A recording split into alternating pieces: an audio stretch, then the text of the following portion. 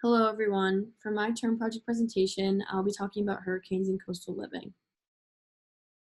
As we learned during the natural disaster presentation in class, hurricanes can be very harmful to the environment and society. According to the National Oceanic and Atmospheric Association, the Northeastern Atlantic Ocean has made 2020 the most active hurricane season on record. Historically, the North Atlantic averages 11.3 hurricanes each season, and this season there were 13, with 6 classified as major hurricanes. Hurricanes have many short and long-term negative effects. For example, storm surges and elevated sea levels, high winds, flooding, shoreline erosion, and even death, all these impacting homeowners on the water. I live in a small town on the shoreline of Connecticut, and although I have never experienced a hurricane, I've experienced 2 tropical storms that began as hurricanes. The tropical storms were named Sandy and Irene. Even though these 2 storms were not classified as hurricanes, they still did major damage to my community, proving how dangerous true hurricanes can be. This is a photo of the beach at the end of my road before Tropical Storm Irene. And these are photos of the homes and beach after Irene. Although I live far enough away from the water that my family and I did not have to evacuate during these storms, we still had major damage to our home. Our basement flooded, trees fell on our house, and we lost power for multiple days. And as you can see in these photos, homes directly on the water had even more damage and were almost completely taken out by the storm. There are many people today who dream of living on the beach. However, we all need to be aware of the many challenges that come along with it. As I just showed, living on the water is not always as perfect as everyone makes it out to be. Even storms that are not classified as hurricanes can do significant damage to homes on the shoreline. Specifically, over time, these storms and hurricanes help take part in something called coastal erosion, and there are 4 main types. Hydraulic action is the sheer force of water crashing against the coastline, causing material to be dislodged and carried away by sea. Compression occurs in rocky areas when air enters into cracks in rocks. This air is then trapped in these cracks by the rising tide, and as waves crash against the rock, the air inside the crack is rapidly compressed and decompressed, causing the cracks to spread and pieces of rocks to break off.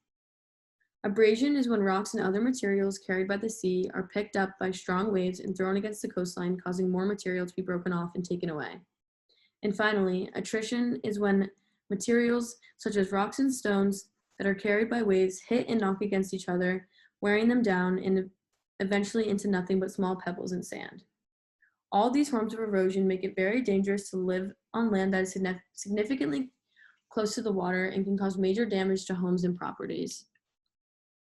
Another reason why hurricanes have made living by the ocean so dangerous is because of rising sea levels. Hurricanes on their own already elevate sea levels, but due to climate change, sea levels have naturally risen and plan to continue to rise 2.5 feet by 2050. Although that might seem like a very small number in a large amount of time, the higher the sea level, the more damage hurricanes will do to homes on the coast. The closer the home is to the water, the more force the waves have, then causing more damage to the home and land. Storm surges will also increase as sea levels rise. Storm surges are the abnormal rise of water over and above the predicted astronomical tide levels caused by storm winds pushing water onshore. So, higher sea levels give storm surges a higher starting point, which increases their size and reach once they make it to landfall, therefore causing much more destruction to the homes directly on the waterfront. If this trend continues and sea levels keep rising, eventually the current waterfront will cease to exist. With all the damage that hurricanes and tropical storms cause, living by the water can become very expensive. Many people that live on the water invest in insurance to try and limit the amount they pay in damages after a storm. However, insurance cannot cover everything. This then leads to shoreline homeowners having to pay an extra insurance that inlanders do not pay, but also for excessive fixes to their home after a storm that insurance doesn't cover. Just in 2018, hurricanes caused an estimated $91 billion in damage. Although there are not many solutions to this problem, something I have seen in my town is homes are being raised on stilts to try and avoid flooding and other damage that storms can cause. This allows the water and other materials to pass under the house instead of hitting or going inside the home, and because there is no basement, flooding is no longer an issue.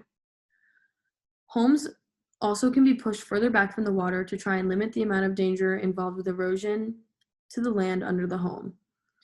This will help with the issue of damaging waves and storm surges as well. But something even more helpful would be to become much more aware of global warming to avoid rising sea levels. As we all know, there are many ways to contribute to the decrease of global warming, which will ultimately benefit homes on the shore and the earth overall. In conclusion, there are many positives to living on the coast. However, we all need to be aware of the dangers that can go along with it. Thank you.